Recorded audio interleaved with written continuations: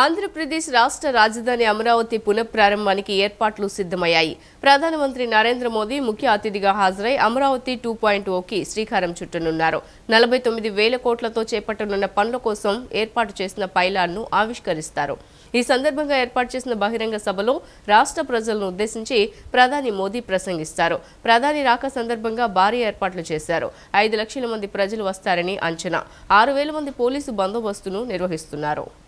అమరావతి రాజధాని పునఃప్రారంభానికి ఎన్డీఏ ప్రభుత్వం శ్రీకారం చుడుతోంది. అంగరంగ వైభవంగా పండుగలు జరిపేందుకు ఘనంగా ఏర్పాట్లు చేసింది. ప్రధాని మోడీ ముఖ్య అతిథిగా పాల్గొంటున్న కార్యక్రమాన్ని విజయవంతం చేసేందుకు కసరత్తు చేశారు. కార్యక్రమానికి 5 లక్షల మంది జనం హాజరు కానున్నారు. 8,000 బస్సుల ద్వారా జనాన్ని తరలిస్తున్నారు. ఏర్పాట్ల పర్యవేక్షణ కోసం మంత్రుల కమిటీ పనిచేసింది. ఎలాంటి ఇబ్బందులు లేకుండా ఉండేలా ప్రధాన రహదారుల్లో ట్రాఫిక్ డైవర్షన్లు చేపట్టారు. సభకు వచ్చే జనం కోసం 11 మార్గాలు ఏర్పాటు చేశారు. సుమారు 300 ఎకరాల్లో 11 పార్కింగ్ స్థలాలను సిద్ధం చేశారు. ప్రధాని పాల్గొనే కార్యక్రమం కావడంతో వేదిక దగ్గర నుండి ప్రతి విషయంలో ఉన్నతాధికారులు పర్యవేక్షణ కట్టుదిట్టంగా చేశారు. అమరావతి పునఃప్రారంభ సందర్భంగా నిర్వహించే సభ కోసం 3 వేదికలను ఏర్పాటు చేశారు. ప్రధాన వేదికపై ప్రధాని, CM, deputy CM, governor, Lokesh, కేంద్ర మంత్రులు ఆశీనులవుతారు. మరో వేదిక మీద సాంస్కృతిక కార్యక్రమాలు జరగనున్నాయి. కార్యక్రమానికి వచ్చే అతిథుల కోసం 3వ వేదికను సిద్ధం చేశారు. సభకు వచ్చే జనం కోసం ఎండా వాన తట్టుకునేలా భారీ షామియానా ఏర్పాటు చేసి ముస్తాబు చేశారు. 31 గ్యాలరీల్లో కుర్చీలు వేశారు. వీటిలో వీవీఐపీ, వీఐపీ ప్రజలు కూర్చునేలా అమర్చారు. భూములు ఇచ్చిన రైతులకు 5 గ్యాలరీలు కేటాయించారు. సౌండ్ సిస్టమ్, భారీ ఎల్ఈడీ స్క్రీన్లు అమర్చారు. రాష్ట్రంలోని అన్ని వర్గాల ప్రజలు, యువత ఆకాంక్ష తీరే విధంగా రాజధాని నిర్మాణం ఉంటుందని ముఖ్యమంత్రి చంద్రబాబు తెలియజేశారు. అమరావతి రాజధాని పనుల పునఃప్రారంభ కార్యక్రమానికి పార్టీ ప్రజా ప్రతినిధులు, అభిమానులు పెద్ద సంఖ్యలో తరలి రావాలని పిలుపునిచ్చారు. 57,962 కోట్ల విలువైన ప్రాజెక్టులకు శంకుస్థాపనలు, ప్రారంభోత్సవాలు మోదీ చేతుల మీదుగా జరగనున్నట్లు వెల్లడించారు. రాష్ట్రంలోని అన్ని వర్గాల ప్రజలు, యువత ఆకాంక్ష తీరే విధంగా రాజధాని నిర్మాణం ఉంటుందని ముఖ్యమంత్రి చంద్రబాబు తెలిపారు. రాష్ట్రంలో అన్ని ప్రాంతాల అభివృద్ధి ఎన్డీఏ ప్రభుత్వ లక్ష్యమని ఆయన స్పష్టం చేశారు. అమరావతి నిర్మాణం ద్వారా వచ్చే ఆదాయంతో రాష్ట్రంలో అభివృద్ధి, సంక్షేమ కార్యక్రమాలను మరిన్ని చేపట్టవచ్చని అన్నారు. రాజధాని స్వయం ఆధారిత ప్రాజెక్టు అన్న సీఎం వచ్చే 3 ఏళ్లలోనే అమరావతిలో మౌలిక సదుపాయాలన్నీ కల్పిస్తామని చెప్పారు. వైసీపీ మీడియాలో వచ్చేవి ఎప్పుడూ తప్పుడు వార్తలేనన్న చంద్రబాబు వైఎస్ఆర్సీపీ నేతలు చేసినన్ని తప్పులు ఎవరూ చేయలేదని ధ్వజమెత్తారు. తెలుగుదేశం ఎంపీలు, ఎమ్మెల్యేలు, నేతలు, బూతు స్థాయి కార్యకర్తలతో ముఖ్యమంత్రి చంద్రబాబు టెలికాన్ఫరెన్స్ నిర్వహించారు. అమరావతి రాజధాని పనుల పునఃప్రారంభ కార్యక్రమానికి పార్టీ ప్రజాప్రతినిధులు, అభిమానులు పెద్ద సంఖ్యలో తరలి రావాలని పిలుపునిచ్చారు. రాజధానిలో చేపట్టే 49,000 కోట్ల పనులకు మోడీ శంకుస్థాపన చేస్తారని ముఖ్యమంత్రి వెల్లడించారు. వీటితో పాటు వర్చువల్ విధానంలో రాష్ట్రంలో డీఆర్డీఓ, డీపీఐఐటీ, ఎన్హెచ్ఏఐ, రైల్వేస్కు సంబంధించి 57,962 కోట్ల విలువైన ప్రాజెక్టులకు శంకుస్థాపనలు, ప్రారంభోత్సవాలు మోడీ చేతుల మీదుగా జరగనున్నట్లు వెల్లడించారు. గత పాలకులు 3 రాజధానుల పేరుతో రాజధాని నిర్వీర్యం చేశారని చంద్రబాబు మండిపడ్డారు. రాష్ట్ర ప్రజలు, రాజధాని రైతుల పోరాటానికి ఫలితం లభించిందన్నారు. గత ప్రభుత్వంలో విధ్వంసానికి గురైన రాష్ట్రాన్ని పునర్నిర్మిస్తామని ఎన్నికల ముందు చెప్పామని గుర్తు చేశారు. కేంద్ర, రాష్ట్ర ప్రభుత్వాలు సమన్వయంతో ముందుకెళ్తున్నందున ఆర్థిక కష్టాలు ఉన్న ఈ 10 నెలల్లో పెద్ద ఎత్తున అభివృద్ధి, సంక్షేమ కార్యక్రమాలను చేపట్టామని అన్నారు. వచ్చే నెలలోనే అన్నదాత, తల్లికి వందనం పథకాలు ప్రారంభించడంతో పాటు పోలవరం ప్రాజెక్టును 2027 నాటికి పూర్తి చేస్తామని పునరుద్ఘాటించారు. వేసవి నీటి ఎద్దడి సవాళ్లను ప్రణాళికాబద్ధంగా అధిగమిద్దామని, నీటి కొరత ఉన్న ప్రాంతాలను మ్యాపింగ్ చేయాలని అధికారులను ఉప ముఖ్యమంత్రి పవన్ కళ్యాణ్ ఆదేశించారు. త్రాగునీటి సరఫరాపై రాష్ట్ర, జిల్లా స్థాయిల్లో వార్ రూమ్స్ ఏర్పాటు చేయాలని, గ్రామ స్థాయిలో నీటి ప్రణాళికలను సిద్ధం చేయాలని సూచించారు. నీటి సంరక్షణ పట్ల ప్రజల్లో అవగాహన కల్పించాలని ఆర్డబ్ల్యూఎస్ అధికారులకు డిప్యూటీ సీఎం దిశానిర్దేశం చేశారు. గ్రామీణ ప్రాంతాల్లో వేసవిలో ఎదురయ్యే తాగునీటి సరఫరా సవాళ్లను ఎదుర్కొనేందుకు అధికారులు పూర్తిస్థాయి సంసిద్ధతతో ఉండాలని రాష్ట్ర ఉప ముఖ్యమంత్రి, పంచాయతీరాజ్, గ్రామీణాభివృద్ధి, ఆర్డబ్ల్యూఎస్ శాఖల మంత్రి పవన్ కళ్యాణ్ సూచించారు. నీటి కొరత ఉన్న ప్రాంతాలను ముందుగానే గుర్తించి ప్రజలకు ఇబ్బందులు కలగకుండా తగిన ఏర్పాట్లు చేయాలని తెలిపారు. నీటి సంరక్షణ పట్ల ప్రజల్లోనూ అవగాహన కల్పించాలని చెప్పారు. తాగునీటి సరఫరాపై రాష్ట్ర, జిల్లా స్థాయిల్లో ప్రత్యేక వాటర్ వార్ రూమ్లు ఏర్పాటు చేసి రాష్ట్ర స్థాయి నుంచి జిల్లా స్థాయి వరకు రోజువారీ నీటి సరఫరా వ్యవస్థను పర్యవేక్షించాలని ఆదేశించారు. వేసవిలో నీటి ఎద్దడిపై మంగళగిరిలో ఆర్డబ్ల్యూఎస్ అధికారులతో సమీక్షా సమావేశం నిర్వహించారు. ఈ సందర్భంగా అధికారులకు పలు సూచనలు చేశారు. ఈ సందర్భంగా పవన్ కళ్యాణ్ మాట్లాడుతూ ఒక్క చుక్క వర్షపు నీటిని వృధా చేయకుండా ప్రణాళికలు సిద్ధం చేయాలని తెలిపారు. వర్షపు నీటి సేకరణపై ప్రతి ఒక్కరికి అవగాహన కల్పించాలని, ఇంటింటికి కమ్యూనిటీ భవనాలకు వర్షపు నీటి హార్వెస్టింగ్ పద్ధతులు ఏర్పాటు చేయాలని అన్నారు. తాగునీటి అవసరాల కోసం, భవిష్యత్తు తరాల కోసం నీటి నిల్వను పెంచేలా చర్యలు తీసుకోవాలని, ఉపాధి హామీ పథకం ద్వారా వర్షపు నీటి సంరక్షణ నిర్మాణాలు ఏర్పాటు చేయడానికి ప్రభుత్వం సిద్ధంగా ఉందన్నారు. ప్రతి గ్రామంలో ఫిల్టర్ బెడ్లను పరిశీలించి అవసరమైన మరమ్మతులు చేసి శుద్ధమైన నీటిని ప్రజలకు అందించే ఏర్పాట్లు చేయాలని ఉప ముఖ్యమంత్రి సూచించారు. ఆర్ఓ ప్లాంట్లు సక్రమంగా పనిచేస్తున్నాయా లేదా అనే విషయాన్ని క్షేత్రస్థాయిలో అధికారులు పరిశీలించాలని ఆదేశించారు. వాటర్ టెస్టింగ్ ల్యాబ్స్ ద్వారా నీటి నమూనాలను పరీక్షించి ప్రజలకు స్వచ్ఛమైన తాగునీటిని అందించాలని, ప్రజలు మన మీద పెట్టుకున్న నమ్మకాన్ని వమ్ము కాకుండా చూడాలని పేర్కొన్నారు. పారదర్శకతతో కూడిన ప్రణాళికలు అమలు చేయాలని, నీటి పరిరక్షణపై పాఠశాల, కాలేజీ విద్యార్థులతో అవగాహన ర్యాలీలు నిర్వహించి ప్రచారం చేయాలని సూచించారు. ప్రకృతి నుంచి వచ్చే ప్రతి నీటి బొట్టును ఒడిసి పట్టుకునే ఏర్పాటు చేయాలని, వేసవిలో విద్యార్థులకు, యువతకు నీటి సంరక్షణలో అవగాహన కార్యక్రమాల్లో భాగం చేసే విధంగా మన ప్రణాళికలు ఉండాలని అన్నారు. వారికి వేసవి ఇంటర్న్షిప్ ద్వారా గౌరవ వేతనాలు, సర్టిఫికెట్లు ఇచ్చి ప్రోత్సహించాలని, నీటి సంరక్షణ, నీటి వనరుల పర్యవేక్షణ, తాగునీటి సమస్యలను ఎదుర్కొనే ప్రక్రియలో వీరి సహకారం తీసుకుందామని చెప్పారు. వేసవిలో నీటి ఎద్దడి నుంచి ప్రజలకు ఇబ్బందులు కలగకుండా అవసరమైతే నీటి ట్యాంకర్ల ద్వారా తాగునీటిని ప్రతి ఇంటికి సరఫరా చేయాలని అధికారులను ఆదేశించారు. ప్రతి ఒక్కరూ బాధ్యతగా నీటిని వినియోగించేలా చర్యలు చేపట్టాలి. గ్రామానికి ప్రత్యేకమైన సమగ్ర తాగునీటి ప్రణాళిక రూపొందించాలని తెలిపారు. ఏపీలో ప్రధాని మోదీ పర్యటన షెడ్యూల్ విడుదలైంది. మే 2న మధ్యాహ్నం 2:55 మోదీ గన్నవరం ఎయిర్పోర్టుకు చేరుకోనున్నారు. ఈ సందర్భంగా గన్నవరం విమానాశ్రయంలో మోదీకి మంత్రులు, కూటమి నేతలు స్వాగతం పలుకనున్నారు. ప్రధానమంత్రి నరేంద్ర మోడీ ఏపీలో పర్యటించనున్నారు. మే 2న రాజధాని అమరావతి పునఃప్రారంభ కార్యక్రమంలో పాల్గొనేందుకు మోడీ ఏపీకి రానున్నారు. ఈ సందర్భంగా ఏపీలో మోడీ పర్యటన షెడ్యూల్ ఖరారైంది. ఏ సమయంలో ఏపీకి రానున్నారు, ఏ సమయాల్లో శంకుస్థాపనలు చేయనున్నారు, ఎప్పుడు బహిరంగ సభలో ప్రసంగిస్తారో తెలియజేస్తూ షెడ్యూల్ విడుదలైంది. ఈ రోజు మధ్యాహ్నం 2:55 మోడీ గన్నవరం ఎయిర్పోర్టుకు చేరుకోనున్నారు. ఈ సందర్భంగా గన్నవరం విమానాశ్రయంలో మోడీకి మంత్రులు, కూటమి నేతలు స్వాగతం పలకనున్నారు. గన్నవరం ఎయిర్పోర్టు నుంచి హెలికాప్టర్ ద్వారా మధ్యాహ్నం 3:15 వెలగపూడి సచివాలయం వద్ద ఉన్న హెలిప్యాడ్కు పీఎం చేరుకుంటారు. హెలిప్యాడ్ వద్ద ప్రధాని మోడీకి ముఖ్యమంత్రి చంద్రబాబు, డిప్యూటీ సీఎం పవన్ కళ్యాణ్ ఘనస్వాగతం పలకనున్నారు. మధ్యాహ్నం 3:30 సభాస్థలికి చేరుకొని అమరావతి పునఃప్రారంభ కార్యక్రమంలో ప్రధాని పాల్గొంటారు. రాజధాని అమరావతిలో పలు ప్రాజెక్టులకు శంకుస్థాపనలతో పాటు రాష్ట్రంలో వివిధ ప్రాంతాల్లో కేంద్రం చేపట్టిన ప్రాజెక్టులకు శంకుస్థాపనలు, ప్రారంభోత్సవాలు చేయనున్నారు. 1:15 పాటు ప్రధాని మోడీ సభలో పాల్గొంటారు. కార్యక్రమం అనంతరం సాయంత్రం 4:55 తిరిగి హెలికాప్టర్ ద్వారా గన్నవరం ఎయిర్పోర్టుకు చేరుకుంటారు. అక్కడి నుంచి విమానం ద్వారా ఢిల్లీకి వెళ్లనున్నారు మోడీ. మాజీ సీఎం జగన్మోహన్ రెడ్డిపై హోంమంత్రి అనిత తీవ్ర ఆగ్రహం వ్యక్తం చేశారు. అమరావతిని వైసీపీ ప్రభుత్వంలో నిర్లక్ష్యం చేశారని ఆరోపించారు. జగన్ అధికారంలోకి వచ్చిన తర్వాత అమరావతి గురించి పట్టించుకోలేదని మండిపడ్డారు. కూటమి ప్రభుత్వం అధికారంలోకి వచ్చిన తర్వాత మరలా రాజధాని అమరావతి పునర్నిర్మాణం జరగడం శుభసూచకమన్నారు.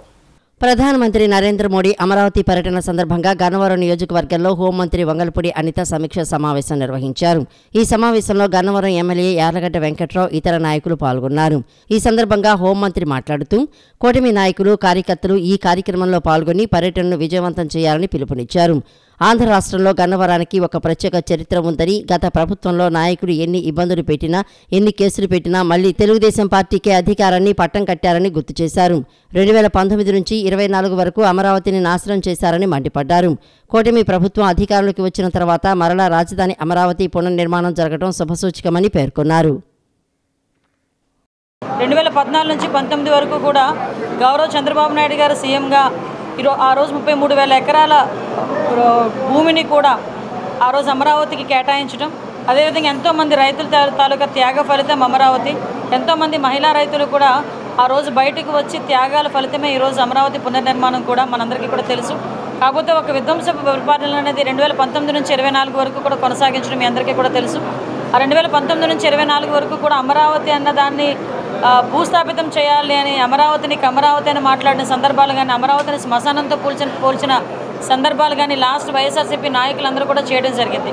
కానీ ఎక్కడా కూడా తొనకకుండా బెనకకుండా, ఎక్కడ కూడా నీరు గారకుండా పోరాటం చేద్దామన్న ఉద్దేశంతో అమరావతి రైతులతో పాటు ఆంధ్రప్రదేశ్ ప్రజలందరూ కూడా బయటకు వచ్చి అమరావతి రాజధానిగా కొనసాగాలని ఆ రోజు మహిళా రైతుల దగ్గర నుంచి చిన్నపిల్లల దగ్గర నుంచి ప్రతి ఒక్కరు కూడా బయటకు వచ్చి ఆ రోజు పోరాటాలు చేశారు. సుమారుగా 5 సంవత్సరాలు కూడా పోరాటం చేశారు. తిరుపతికి పాదయాత్ర చేశారు. మళ్ళా అరసవెల్లికి పాదయాత్ర చేసే సందర్భంలో రామచంద్రపురం వరకు చేయడం జరిగింది.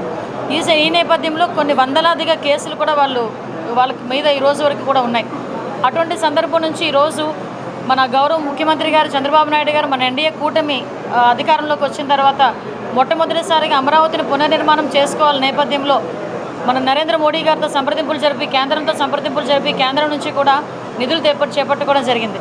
ఈరోజు దాని నేపథ్యంలో రేపు నరేంద్ర మోడీ గారు రావడం అనేది చాలా శుభపరిణామం. రాష్ట్ర రాజధాని అమరావతి నిర్మాణ పనుల పునఃప్రారంభానికి నేడు రాష్ట్రానికి వస్తున్న భారతదేశ ప్రధానమంత్రి నరేంద్ర మోదీకి ఘన స్వాగతం పలకాలని ఎమ్మెల్యే మండలి బుద్ధప్రసాద్ అన్నారు. నాగాయలంక క్షిపణి పరీక్షా కేంద్రంలో 1,500 కోట్లతో చేపట్టే పనులకు కూడా వర్చువల్ పద్ధతిలో ప్రారంభించనున్న శుభ సందర్భంగా ఎమ్మెల్యే మండలి బుద్ధప్రసాద్ భారతదేశ ప్రధానమంత్రి నరేంద్ర మోదీకి హృదయపూర్వక ధన్యవాదాలు తెలిపారు. అవనిగడ్డలోని తమ కార్యాలయంలో మండలి బుద్ధప్రసాద్ మీడియాతో మాట్లాడుతూ సుమారు 20,000 కోట్ల రూపాయల అంచనా వ్యయంతో నిర్మించనున్న నాగాయలంక క్షిపణి పరీక్షా స్థావరాన్ని DRDO వారు రూపొందించారని తెలిపారు. ఈ స్థావరంలో ఉపరితలం నుంచి గగనతలంలో వస్తున్న క్షిపణులను, ఉపరితలం నుంచి వస్తున్న యుద్ధ ట్యాంకులను ధ్వంసం చేసే క్షిపణుల సామర్థ్యాన్ని పరీక్షిస్తారని తెలిపారు. కృష్ణా జిల్లా సముద్ర తీర ప్రాంతంలో నిర్మితమవుతున్న ఈ క్షిపణి పరీక్షా కేంద్రం భారతదేశ రక్షణ అవసరాలను తీర్చడంలో ఇతోధికంగా తోడ్పడగలదని వివరించారు. ఈ కేంద్రం క్షిపణి ప్రయోగాలకు, సమాచార సేకరణకు, సామర్థ్య పరీక్షలకు రక్షణ శాఖకు తోడ్పడుతుందని అన్నారు. ఈ ప్రాంతపు సమతల భూమి, బంగాళాఖాత సామీప్యత, మానవ ఆవాసాల లేమి క్షిపణి సామర్థ్య పరీక్షలకు బాగా ఉపకరిస్తుందని పేర్కొన్నారు. అంతేకాక ప్రస్తుతం ఆంధ్రప్రదేశ్ రాష్ట్రంలో మౌలిక సదుపాయాల కల్పనకు పెరుగుతున్న ప్రోత్సాహం కూడా ఈ కేంద్రం అభివృద్ధికి ఎంతగానో తోడ్పడగలదని ఎమ్మెల్యే తెలిపారు. ఈ ప్రతిష్టాత్మకమైన ప్రాజెక్టు నిర్మాణానికి నాగాయలంకను కేవలం కాకతాళీయంగా ఎంచుకోలేదని అన్నారు. ఇక్కడి సముద్ర తీర ప్రాంతం విశాలమైన మైదాన భూమి క్షిపణి పరీక్షలకు అత్యంత అనుకూలమైన ప్రదేశమని బుద్ధప్రసాద్ తెలిపారు. క్షిపణుల గమనాన్ని పరిశీలించడానికి ఎంతో అనువైన ప్రాంతంగా గుర్తించారని పేర్కొన్నారు. ఈ ప్రాజెక్టు ఏర్పాటుతో ఈ ప్రాంత ఆర్థిక పరిస్థితులు గణనీయంగా మెరుగవుతాయని అన్నారు. అవనిగడ్డ నియోజకవర్గంలో నాగాయలంక అంటే గుర్రలమోద క్షిపణి ప్రయోగ కేంద్రానికి వారు శంకుస్థాపన చేయనున్నారు. 1,500 కోట్ల రూపాయలతో జరగబోతున్న పనులకి వారు అంకురార్పణ చేస్తున్నారు. దాదాపు 20,000 కోట్ల రూపాయల అంచనాతో ఈ క్షిపణి కేంద్రం DRDO వారు ఏర్పాటు చేస్తున్నారు. దానిలో తొలిదశ పనులకి ప్రధానమంత్రి గారు అంకురార్పణ చేయనున్నారు. ఇది 2012వ సంవత్సరం నుంచి ఈ గుర్రలమోదలో క్షిపణి కేంద్రం ఏర్పాటు చేయాలని చెప్పని భారత ప్రభుత్వం భావిస్తూ వచ్చింది. ఎందుకంటే శాటిలైట్ పిక్చర్స్ ద్వారా గుర్రలమోద నుంచి క్షిపణుల్ని ప్రయోగించడానికి అనువైన ప్రదేశం అని చెప్పి భారత ప్రభుత్వం గుర్తించింది. అప్పుడు రాష్ట్ర ప్రభుత్వంతో సంప్రదిస్తే దానికి కావాల్సిన దాదాపు 200 ఎకరాల భూమిని రాష్ట్ర ప్రభుత్వం సమకూర్చుకుంది. అమరావతి రాజధాని ప్రాంతంలో నిర్మించబోయే అమరావతి స్పోర్ట్స్ సిటీలో చెస్ అకాడమీ స్థాపించేందుకు కృషి చేస్తానని విజయవాడ ఎంపీ కేశినేని శివనాథ్ అన్నారు. ముఖ్యమంత్రి చంద్రబాబు నాయుడుకి క్రీడలంటే బాగా ఇష్టమని, అందుకే రాష్ట్రాన్ని క్రీడాంధ్రప్రదేశ్గా తీర్చిదిద్దేందుకు కంకణం కట్టుకున్నారని తెలిపారు. అమరావతి స్పోర్ట్స్ సిటీతో పాటు స్పోర్ట్స్ యూనివర్సిటీ రాజధాని ప్రాంతంలో ఏర్పాటు కానుందని తెలియజేశారు. ఆస్ట్రేలియాలో ఏప్రిల్ 23వ తేదీ నుంచి 27వ తేదీ వరకు నిర్వహించిన సిడ్నీ ఇంటర్నేషనల్ చెస్ ఛాలెంజెస్ టోర్నమెంటులో విజయం సాధించిన ఉమెన్ ఫైడ్ మాస్టర్ పొట్లూరి సుప్రీతకు ఎంపీ కేశినేని శివనాథ్ అభినందనలు తెలపడంతో పాటు శాల్వాతో సత్కరించి జ్ఞాపికను బహూకరించారు.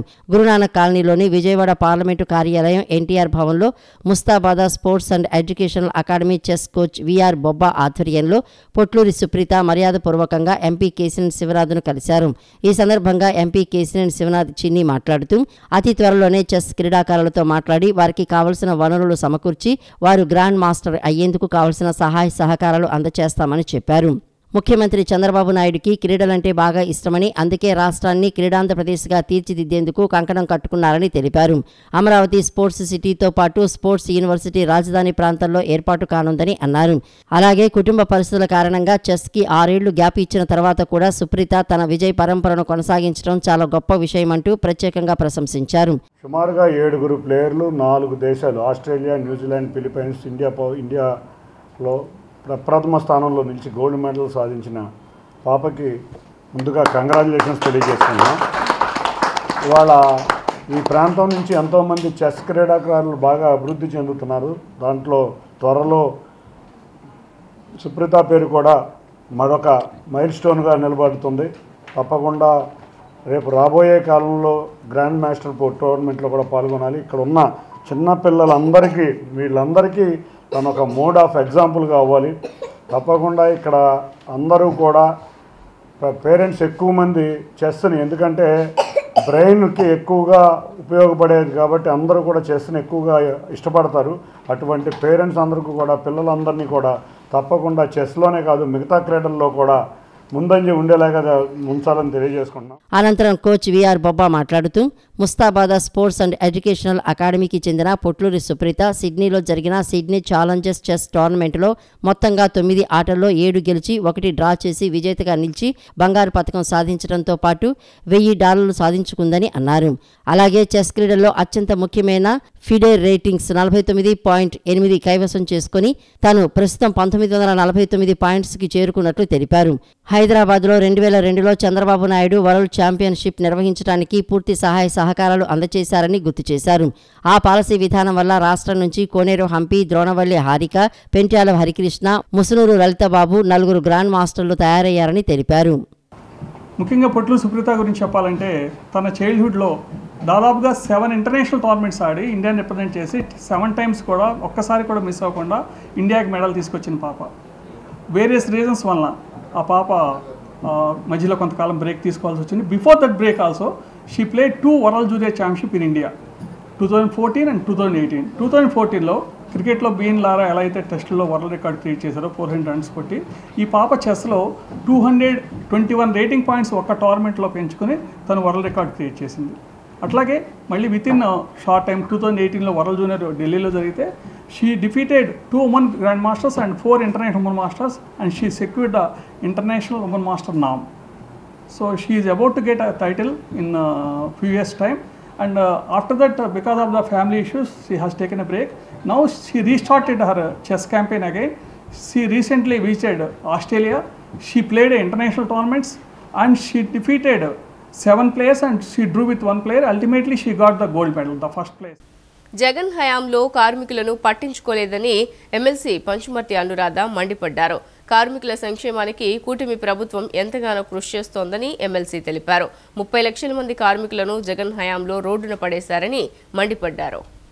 కార్మికులకు పెద్దపీట వేసింది తెలుగుదేశం పార్టీ అని ఎమ్మెల్సీ పంచుమర్తి అనురాధ అన్నారు. టీడీపీ కేంద్ర కార్యాలయంలో 139వ మేడే వేడుకలు నిర్వహించారు. టీడీపీ జెండాను ఎగరవేశారు. ఈ సందర్భంగా ఎన్టీఆర్ విగ్రహానికి నివాళులు అర్పించారు. ఈ కార్యక్రమంలో ఎమ్మెల్సీ పంచుమర్తి అనురాధ, మాజీ ఎమ్మెల్సీ అశోక్ బాబు, మాజీ శాసనమండలి సభ్యులు షరీఫ్ తదితరులు పాల్గొన్నారు. ఈ సందర్భంగా ఎమ్మెల్సీ పంచుమర్తి అనురాధ మీడియాతో మాట్లాడారు. 1 కోటి మంది కార్మికులకు సీఎం చంద్రబాబు బీమా సౌకర్యం కల్పించారని గుర్తు చేశారు. కార్మికుల చిహ్నం పార్టీ జెండాలోనే ఉందని అన్నారు. జగన్ హయాంలో కార్మిక వ్యవస్థని నిర్వీర్యం చేశారని విమర్శించారు. 30 లక్షల మంది కార్మికులను జగన్ హయాంలో రోడ్డుపైన పడేశారని మండిపడ్డారు. కూటమి ప్రభుత్వంలో కార్మిక వ్యవస్థ తిరిగి ఊపిరి పోసుకుంటుందని ఎమ్మెల్సీ పంచుమర్తి అనురాధ తెలిపారు. అంతకుముందు 2014 నుంచి 19 వరకు మళ్ళీ ఇప్పుడు మరి ఉచిత ఇసుక విధానం ద్వారా దానికి అనుబంధ సంస్థలుగా ఉన్న వాటిపైన ఎవరైనా సరే 40 లక్షల మంది మరి దాని మీద బతుకుతూ ఉన్నారు. వాళ్ళందరికీ ఊతం ఇచ్చే విధంగా ఉచిత ఇసుక విధానాన్ని తీసుకురావటం కూడా మన నాయకుడు నారా చంద్రబాబు నాయుడు గారికి చెల్లుబాటైంది. ఆశా వర్కర్లకి 6,000 నుంచి 10,000 చేయటం కానీ, అన్నా క్యాంటీన్లు స్థాపించి మరి అనేక మందికి ఉపాధి కల్పించటంలో కానీ, స్టీల్ ప్లాంట్ అంతకుముందు స్టీల్ ప్లాంట్ పరిస్థితిని సమీక్షించటం, కార్మికుల్ని కాపాడే విషయంలో కానీ, ఇలాగ చెప్పుకుంటూ పోతే చాలానే ఆర్టీసీ కార్మికుల్ని కానీ అందరినీ ఉద్ధరించిన ఏకైక నాయకులు, ఏకైక పార్టీ మన పార్టీ, మన నాయకులు నారా చంద్రబాబు నాయుడు గారు. నేడు జరగనున్న ప్రధానమంత్రి నరేంద్ర మోదీ సభ రాష్ట్ర చరిత్రలో సువర్ణ అక్షరాలతో లిఖించే రోజు అవుతుందని మాజీ ఎమ్మెల్సీ పర్చూరి అశోక్ బాబు వ్యాఖ్యానించారు. అమరావతి రైతుల పోరాటం, టీడీపీ, బీజేపీ, జనసేన కలిసి చేసిన కృషి వల్లే ఈరోజు రాజధాని నిర్మాణం మళ్లీ ప్రారంభమవుతోందన్నారు. ప్రధాని సభలో ప్రజలు అధిక సంఖ్యలో పాల్గొని రాజధానికి మద్దతివ్వాలని అశోక్ బాబు పిలుపునిచ్చారు. మాజీ ఎమ్మెల్సీ పర్చూరి అశోక్ బాబు మంగళగిరిలో మీడియా సమావేశం నిర్వహించారు. నేడు జరగనున్న ప్రధానమంత్రి నరేంద్ర మోడీ సభ రాష్ట్ర చరిత్రలో సువర్ణాక్షరాలతో లిఖించే రోజు అవుతుందని తెలిపారు. అమరావతి పునర్నిర్మాణం వైసీపీ ప్రభుత్వానికి తగిన బుద్ధి చెప్పే నిర్ణయంగా అభివర్ణించారు. 3 రాజధానుల పేరుతో అమరావతిని మొక్కలు చేసి ప్రజలను మోసం చేశారని ఆరోపించారు. ప్రజలు వైసీపీపై విశ్వాసం కోల్పోయారని, ఎన్నికల్లో కూటమికి 164 సీట్లు ఇవ్వడం దానికి నిదర్శనమని అన్నారు. అమరావతి రైతుల పోరాటం, టీడీపీ, బీజేపీ, జనసేన కలిసి చేసిన కృషి వల్లే ఈ రోజు రాజధాని నిర్మాణం మళ్లీ ప్రారంభమవుతోందన్నారు. 60,000 కోట్లకు పైగా పనులు అమరావతిలో సాగుతున్నాయని, వాటిలో 30,000 కోట్లు కార్మికులకు చేరతాయని అన్నారు. 2029 నాటికి పూర్తి నిర్మాణంతో అమరావతి ఒక హైటెక్ రాజధానిగా మారుతుందని చెప్పారు. జగన్ రెడ్డి పాలనలో అభివృద్ధి పనులు గట్టిగా నిర్లక్ష్యం పాలయ్యాయని పేర్కొన్నారు. శ్రీశైలం డ్యాం విషయంలో కూడా నాటి ప్రభుత్వం విఫలమైందని విమర్శించారు. అమరావతి నిర్మాణానికి రైతుల భూములనే గిరివి పెట్టి నిధులు సమకూర్చుతున్నామని, ఖజానా నుంచి ఖర్చు చేయటం లేదని స్పష్టం చేశారు. ప్రధాని సభలో ప్రజలు అధిక సంఖ్యలో పాల్గొని రాజధానికి మద్దతు ఇవ్వాలని అశోక్ బాబు పిలుపునిచ్చారు. ప్రధానిగా మంత్రి గారు 4 గంటలకు వచ్చి అమరావతి, ఈ ఆంధ్ర రాష్ట్రంలో ఇంకా కొన్ని అభివృద్ధి కార్యక్రమాల్లో పాల్గొని వాటిని ప్రారంభించడం జరుగుతుంది. ఈ సందర్భంగా ప్రజలందరూ గుర్తుపెట్టుకోవాల్సిన విషయం, వైసీపీ చేసిన దుష్ప్రచారం, ఇది ఒక కులానికి చెందింది, ఒక ప్రాంతానికి చెందింది, లేదంటే ఇది మునిగిపోతుంది, ఈ నేల కట్టడానికి పనికిరాదు, ఇలా ఇది శ్మశానం, ఎన్ని గ్రాఫిక్స్, ఇది టెంపరీ క్యాపిటల్ కట్టి డబ్బులు నష్టపరిచాడు, ఇటువంటి ఆరోపణలు ఎన్ని చేసినా ఒక తుఫానికి, భూకంపానికి, వరదలకి నిలబడ్డ ఒక కొండరాయిలాగా మరి ప్రజల సంకల్పం బలం ఇవాళ అమరావతి నిలబడి, మరి బిల్లు పెట్టినా కూడా ఆ బిల్లుని కౌన్సిల్లో ఆ రోజున్న మేమంతా కూడా దాన్ని ఎదిరించి అమరావతిని చట్టబద్ధం కానివ్వకుండా 3 రాజధానులు చట్టబద్ధం కానివ్వకుండా ఉంటాకి చేసిన పోరాటాల ఫలితంగా ఇవాళ అమరావతి పునర్నిర్మాణం సాగుతుంది. మంగళగిరి నియోజకవర్గ వైఎస్ఆర్ కాంగ్రెస్ పార్టీ కార్యాలయంలో కార్మిక దినోత్సవ వేడుకలు ఘనంగా జరిగాయి. మంగళగిరి బైపాస్ రోడ్లోని పార్టీ కార్యాలయంలో నిర్వహించిన మేడే వేడుకల్లో వైఎస్ఆర్ టీయూసీ జెండాను కార్మిక విభాగ అధ్యక్షుడు రత్నాకరం శ్రీనివాసరాజు ఆధ్వర్యంలో ఆవిష్కరించారు. ఈ కార్యక్రమంలో ఎమ్మెల్సీ మురుగుడు హనుమంతరావు, నియోజకవర్గ ఇన్ఛార్జ్ దొంతిరెడ్డి వేమారెడ్డి పాల్గొన్నారు. ఈ సందర్భంగా వేమారెడ్డి మాట్లాడుతూ, యాంత్రిక యుగం రాకముందు మనుషులు గంటల కొద్దీ శ్రమించేవారని, అది బానిస బతుకుతో సమానమని తెలిపారు.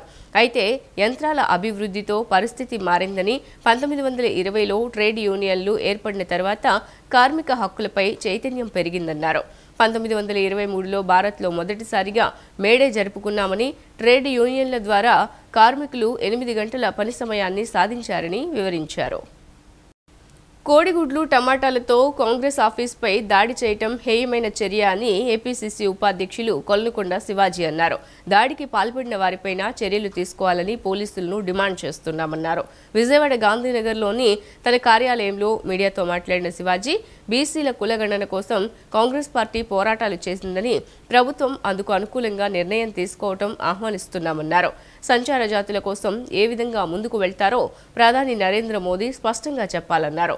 రాహుల్ గాంధీని రాష్ట్రానికి తీసుకువచ్చి బీసీ బేరీ కార్యక్రమం పెట్టే ఆలోచనలో ఉన్నామని వెల్లడించారు. అల్పసంఖ్యాక వర్గాలందరికీ కూడా న్యాయం జరగాలంటే వాళ్ళ జనాభా ఎంత, వాళ్ళ ఆర్థిక స్థితిగతులేంటి, వాళ్ళ సామాజిక స్థితిగతులేంటి, పాలనా వ్యవహారాల్లో వాళ్ళ షేర్ ఎంత అనేది తెలియటం కోసం కావాలని చెప్పి, కులగణన కావాలని చెప్పి పెద్ద ఎత్తున ఆందోళన చేస్తున్న క్రమంలో 2023 జనవరి ఫిబ్రవరిలో ఫిబ్రవరి 23 ఫిబ్రవరి 25 ఛత్తీస్గఢ్ రాజధాని రాయ్పూర్లో కూడా ఒక తీర్మానం మేము ఆమోదించడం జరిగింది. ఆ తీర్మానంలో స్పష్టంగా చెప్పాం, ఏదైతే ఇప్పుడు ఏదైతే ఇప్పుడు జాతీయ అభివృద్ధి మండలి ఉందో అలాగే national council for social justice అనే దాన్ని మేము అధికారంలోకి వచ్చిన తర్వాత ఓబీసీల కోసం ప్రత్యేకంగా దేశ స్థాయిలో ఏర్పాటు చేస్తామని చెప్పి రాహుల్ గాంధీ గారు చెప్పారు. అలాగే బడ్జెట్కు ముందు ఆర్థిక సర్వే చేస్తారు కదా, ఆ సర్వేకి ముందు కూడా దీనికి సంబంధించి బీసీలకు సంబంధించిన సోషల్ ఆడిట్ కూడా సోషల్ జస్టిస్ ఫర్ రిపోర్ట్ని కూడా బడ్జెట్కు ఒక రోజు ముందు మేము చేస్తామని చెప్పి చెప్పడం జరిగింది. కేంద్రంలోని బీజేపీ ప్రభుత్వం లేబర్ కోడ్లను తీసుకువచ్చి కార్మికుల హక్కులను కాలరాసే ప్రయత్నం చేస్తోందని సిపిఐ నగర కార్యదర్శి కోటేశ్వరరావు ఆరోపించారు. ప్రభుత్వాలు అవలంబిస్తున్న కార్మిక వ్యతిరేక విధానాలను తిప్పికొట్టేయాలంటే ఐక్య పోరాటం ఎంతో అవసరమన్నారు. విజయవాడ హనుమాన్పేటలోని దాసరి భవన్ వద్ద ప్రపంచ కార్మిక దినోత్సవ వేడుకలు ఘనంగా జరిగాయి. ఈ సందర్భంగా సిపిఐ నగర కార్యదర్శి కోటేశ్వరరావు జెండాను ఆవిష్కరించి అమరవీరులకు జోహార్లు పలికారు. అనంతరం ఆయన మీడియాతో మాట్లాడుతూ ఎన్నో ప్రాణాల బలి త్యాగంతోనే కార్మిక దినోత్సవం అవతరించిందని చెప్పారు. కార్మికులను దోచుకుంటున్న కార్పొరేట్ శక్తులను ఎదుర్కొని హక్కులను సాధించుకోగలిగామంటే ఐక్య పోరాటంతోనే సాధ్యపడిందని గుర్తు చేశారు. నేడు కూడా కేంద్ర రాష్ట్ర ప్రభుత్వాలు లేబర్ కోడ్ల పేరుతో కార్మికులకు ఉన్న హక్కులను హరించివేసే విధంగా వ్యవహరిస్తున్నాయని వాటిని తిప్పికొట్టాల్సిన అవసరం ఉందన్నారు. కార్మిక సంఘాలు ఒక తాటిపైకి వచ్చి సమస్యలపై ఐక్యంగా పోరాటం చేస్తే పరిష్కారం దొరుకుతుందని, కార్మికులకు న్యాయం జరుగుతుందని అన్నారు. ఈ రోజున మతాలకు అతీతంగా, కులాలకు అతీతంగా, ప్రాంతాలకు అతీతంగా ప్రపంచంలో ఉన్నటువంటి అన్ని దేశాలు కార్మికులు జరుపుకున్నటువంటి ఏకైక పండగ మేడే. ఈ సందర్భంగా సాధించుకున్నటువంటి స్వాతంత్రం వచ్చి 7 దశాబ్దాలు పూర్తయిన తర్వాత సాధించుకున్నటువంటి హక్కుల్ని ఈ రోజున కేంద్రంలో ఉన్నటువంటి బీజేపీ ప్రభుత్వం కాలరాస్తూ ఉన్నది. ఎక్కడికి వెళ్తున్నామంటే పురోగమన దశలో, తిరోగమన దశలో వెనక్కి వెళ్ళేటటువంటి పరిస్థితుల్లో ఇవాళ మళ్ళీ వెనక్కి వెళ్ళి పని గంటలని 8 గంటలు కాదు 12 గంటలు, 10 గంటలు, 12 గంటలు పెంచుకునేటటువంటి పరిస్థితి వెళ్ళేటటువంటి బీజేపీ ప్రభుత్వం అనుసరిస్తున్నటువంటి విధాన ఫలితంగా కార్పొరేట్ శక్తులకు అనుకూలంగా, కార్మికులకు వ్యతిరేకంగా కార్మిక సంఘాలు పెట్టుకోవాలంటే సంఘాలు పెట్టుకునేటటువంటి హక్కు లేకుండా 4 కోడ్స్ పేర్లతోటి కోడ్లు తీసుకొచ్చి ఈ రోజున కార్మికులపైన రుద్దేటటువంటి బీజేపీ విధానాన్ని నిరసించవలసినటువంటి అవసరం. అమరావతి రాజధాని పునర్నిర్మాణ పనులకు సంబంధించి అన్ని ఏర్పాట్లు పూర్తి చేసినట్లు విజయవాడ ఎంపీ కేశినేని శివనాథ్ తెలిపారు. మధ్యాహ్నం 3 గంటలకు ప్రధానమంత్రి విజయవాడ అంతర్జాతీయ విమానాశ్రయానికి చేరుకుంటారని, ఆయనకు కూటమి పార్టీ నేతలు ఘనస్వాగతం పలుకుతారని తెలిపారు. సుమారు 5 లక్షల మందికి పైగా ప్రజలు తరలివస్తారని తెలిపారు. గత వైసీపీ పాలనలో నిర్లక్ష్యానికి గురైన అమరావతి రాజధాని పనులు ప్రధాని Modi, CM Chandrababu, deputy CM Pawan Kalyan చేతుల మీదుగా మరలా రాజధాని పునర్నిర్మాణ పనులు అంగరంగ వైభవంగా ప్రారంభమవుతాయని విజయవాడ ఎంపీ కేశినేని శివనాథ్ పేర్కొన్నారు. కేంద్ర ప్రభుత్వం నుంచి రాష్ట్ర ముఖ్యమంత్రి వర్యులు ఎన్నో నిధులు తీసుకొస్తున్నారు. దానిలో భాగంగా అమరావతికి 15,000 కోట్ల రూపాయలు గ్రాంట్గా ఇచ్చారు. ఈ 15,000 కోట్ల రూపాయలే కాకుండా ప్రపంచ బ్యాంకు నుంచి, హుడ్కో నుంచి కూడా అమరావతి బ్రహ్మాండంగా ఉండాలని రుణాలు ఇచ్చారు. విశాఖపట్నంలో 6 లక్షల కోట్ల పెట్టుబడులు పెట్టే విధంగా ప్రధానమంత్రి వర్యులు కృషి చేశారు. కట్టుబాటి అటువంటి గౌరవ ప్రధానమంత్రి గారు రాష్ట్రానికి వస్తున్న సందర్భంగా వారిని ఘనంగా స్వాగతం పలికి వారికి అమరావతికి మనకు చూపించిన కృతజ్ఞతలు మన స్వాగత రూపంలో వారికి ఇద్దామని తెలియజేసుకుంటూ ఇవాళ రేపు రాబోయే సభకి అన్ని ఏర్పాట్లు చేయటం జరిగింది. సుమారు 5 లక్షల మంది ప్రజలు అక్కడికి వెళ్తున్నారు. 5 లక్షల మంది ప్రజలు కూడా వచ్చి ప్రధాని గారికి ఘన స్వాగతం చెప్పబోతున్నారు. ప్రభుత్వం తరపున అన్ని ఏర్పాట్లు పూర్తి చేశారు. రేపు 2:50 గన్నవరం నుంచి వచ్చి 1:30 సభ దగ్గర ఉండి సభ ముగించుకుని మళ్ళీ ఢిల్లీ వెళ్తారు. తప్పకుండా ప్రధాని గారి ఆధ్వర్యంలో గౌరవ ముఖ్యమంత్రి గారు, కూటమి ప్రభుత్వం, పవన్ కళ్యాణ్ గారి ఆధ్వర్యంలో అమరావతి కాకుండా ఆంధ్రప్రదేశ్ మొత్తం చక్కగా మళ్ళీ పారిశ్రామికంగా కానీ అగ్రికల్చర్గా కానీ అగ్రగామి రాష్ట్రంగా వెలుగొందాలని కోరుతున్నాను. సిటీ న్యూస్ ఇంతటితో సమాప్తం. తిరిగి వార్తల్లో మళ్ళీ కలుద్దాం. అంతవరకు సెలవు. నమస్కారం.